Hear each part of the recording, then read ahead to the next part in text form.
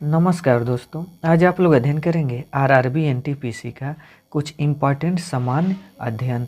तो जिसमें से पहला है कि फूड पॉइजनिंग होने की सबसे अधिक संभावना होती है।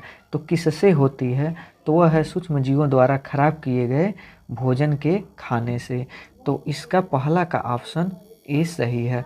अगला प्रश्न इसमें है कि कोबल का पूर्ण रूप क्या है?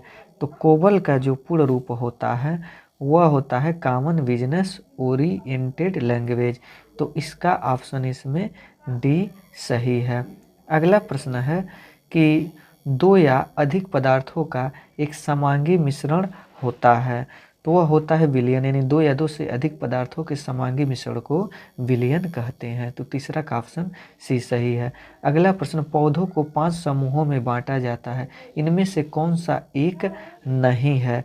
तो 5 समूहों में बांटा जाता है, उनमें से एक जो नहीं है वो प्रोटोकार्डेटा है। तो इसमें चौथा का ऑप्शन सी सही है।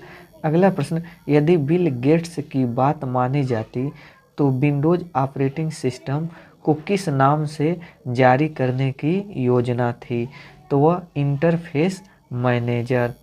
फिर अगला प्रश्न है कि मिनामता कन्वेंशन को किस भारी धातु के उत्सर्जन पर ध्यान दिलाने के लिए 2013 में जापान में आयोजित किया गया था? तो वह पारा के लिए। तो छठवां का ऑप्शन ए सही है। अगला प्रश्न है, पेनिसिलिन की खोज किसने की थी? तो पेनिसिलिन की खोज अलेक्जेंडर फ्लेमिंग ने की थी। तो 7वां का ऑप्शन सी सही है।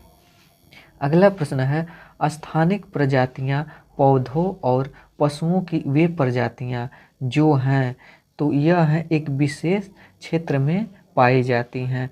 तो 8वां का ऑप्शन ए सही है। अगला प्रश्न है कि यहाँ पर भारतीय नाभिकीय कार्यक्रम का जनक किसे माना जाता है? तो माना जाता है डॉक्टर होमी भाभा को। तो 9वां का ऑप्शन ए सही है। अगला प्रश्न इसमें है, कौन सा सरकारी संगठन भारतीय प्रतिभूति बाजार में सक्रिय सभी निवेशकों का प्रमुख नियामक है? तो वह है सेबी। तो 10वां का ऑप्शन सी सही है। अगला प्रश्न है, प्रधानमंत्री जन धन योजना की शुरुआत किसने की? तो नरेंद्र मोदी। फिर अगला प्रश्न, प्राचीन समय में किसी व्यक्ति को वस्तु के साथ तौला जाता था और उसी भार मात्रा के समान उस वस्तु को दान कर दिया जाता था, इस प्रथा को क्या कहा जाता था? तो इस प्रथा को तुलाभार कहा जाता था। तो 12वां का ऑप्शन सी सही है। अगला प्रश्न, निम्नलिखित में से कौन सी बात मार्च 1931 में हस्ताक्षरित गांधी इरविन समझौते में उल्लेखित थी? तो वह बात उल्लेखित थी, सविनय अवज्ञा आंदोलन वापस लिया जाएगा। तो इसमें 13वां का ऑप्शन ए सही है। अगला प्रश्न इसमें है कि बिहार और नेपाल के मिथिला क्षेत्र में किस भारतीय कला रूप का प्रचलन है? तो वह है मधुबनी पेंटिंग। तो 14वां का ऑप्शन सी सही है। अगला प्रश्न कि 2020 में इंडियन प्रीमियर लीग यानी आईपीएल का कौन सा संस्करण खेला गया था? तो वह 13वां संस्करण। सतीश धवन अंतरिक्ष केंद्र श्रीहरिकोटा किस राज्य में स्थित है? तो वह स्थित है आंध्र प्रदेश में। अगला प्रश्न, निम्नलिखित में से कौन सा राष्ट्रीय उद्यान भारत में नहीं है? तो वह है इसमें संदूर राष्ट्रीय उद्यान। तो 17वां का ऑप्शन बी सही है। अगला प्रश्न इसमें है कि निम्नलिखित में से क्या असहयोग और खिलाफत आंदोलनों का परिणाम था? तो वह था मजदूर वर्ग कई छोटे बड़े शहरों में हड़ताल पर चला गया। तो इसमें 18वां का ऑप्शन डी सही है। अगला प्रश्न है, किस नवरत्न कंपनी को सामान्यतः विजाग स्टील के नाम से जाना जाता है? तो राष्ट्रीय इस्पात निगम लिमिटेड को। अगला प्रश्न, भारत और पाकिस्तान के बीच 1960 में हुई सिंधु जल संधि पर किस शहर में हस्ताक्षर किए गए? तो वह किए गए यानी कराची में। फिर अगला प्रश्न इसमें है कि उत्तर प्रदेश में निम्नलिखित में से कौन सा स्मारक नहीं है?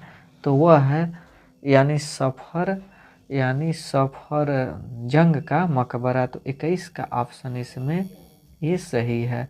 अगला प्रश्न है कि निम्नलिखित में से कौन सी नदी अफ्रीका में नहीं है? तो वह अमेजन।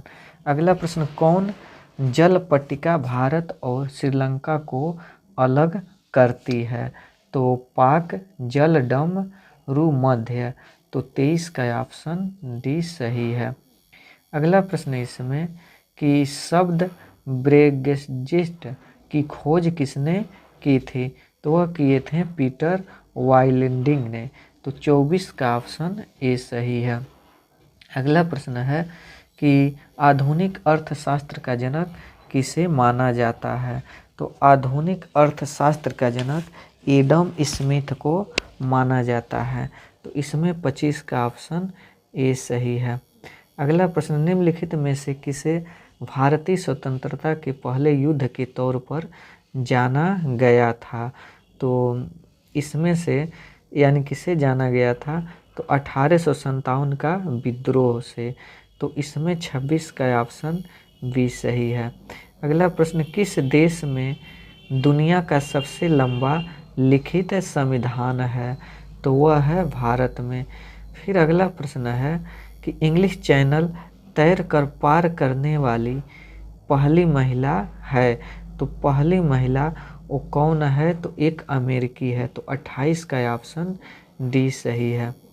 अगला प्रश्न है, निम्नलिखित में से कौन सी घटना 1757 में प्लासी की लड़ाई में अंग्रेजों की जीत के बाद घटी? तो वह घटना थी ब्रिटिश ईस्ट इंडिया कंपनी के व्यवहार का विस्तार हुआ। तो 29 का ऑप्शन सी सही है। अगला प्रश्न, वर्ल्ड वाइड वेब में पंजीकृत पहला डोमेन नाम क्या था?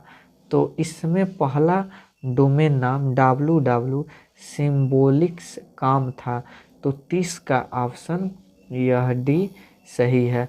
अगला प्रश्न, निम्नलिखित में से किसने स्वदेशी आंदोलन के माध्यम से औपनिवेशिक शासन के उग्रवादी विरोध की वकालत नहीं की? तो वह थे गोपाल कृष्ण गोखले।